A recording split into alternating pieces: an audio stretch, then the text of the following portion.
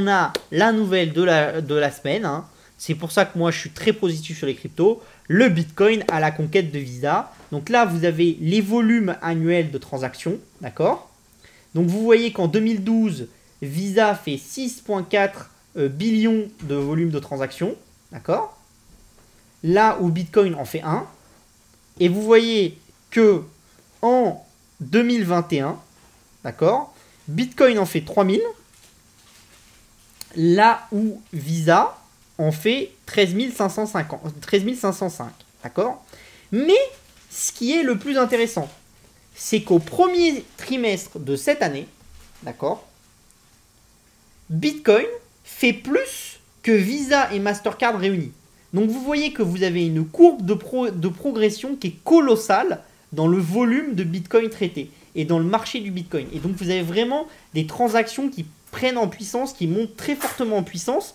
Vous voyez quand même qu'en 2017, au précédent cycle, on était à 704. Après, on a eu une toute petite montée en puissance, très légère. On a même eu une décrue en 2019 avec vraiment l'hiver des cryptos. Hein, parce qu'on est passé de 735 à 636.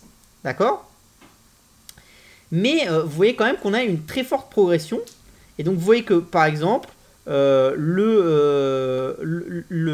la transaction en annualisé sur 5 ans des volumes, pour Bitcoin en 2017, 260. Après, on passe à 90%. D'accord?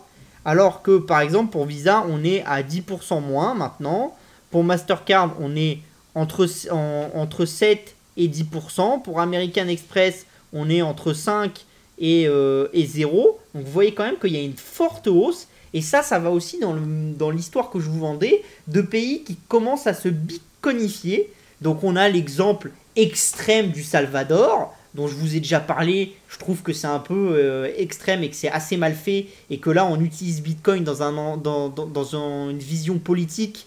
Et que je suis très déçu que tous les maximalistes du Bitcoin et tous les altermondialistes du Bitcoin se mettent à aimer le président du Salvador comme si c'était le plus grand démocrate et le mec le plus intelligent de la planète, alors que clairement, il tire la couverture vers lui et c'est pas forcément pour le bien-être du peuple du Salvador. Mais en tout cas, vous avez énormément de pays où vous commencez à avoir des hausses de volume de la transaction. Et ce qui est intéressant, c'est quoi? C'est que plus vous avez un pool de transactions qui est important sur le Bitcoin, plus justement ça peut avoir un intérêt monétaire. Pourquoi? Parce que la monnaie, ce dont vous avez besoin, c'est qu'elle circule et que vous ayez une capacité de l'échanger avec tout le monde, quelqu'un qui est prêt à vous la racheter, à vous donner des services avec et à vous l'échanger en permanence.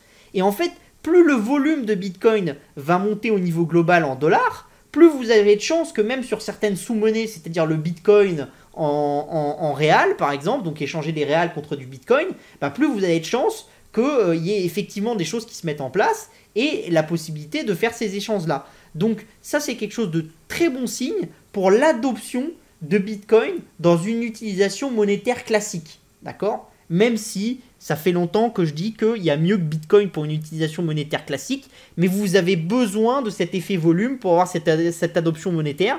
Et malheureusement, non. Et pour le moment, il n'y a que Bitcoin qui vous la propose. Il y a un peu Ethereum, mais Ethereum, il y a des frais tellement importants que pour les gens, entre guillemets, classiques, ça n'a aucun intérêt monétaire, Ethereum.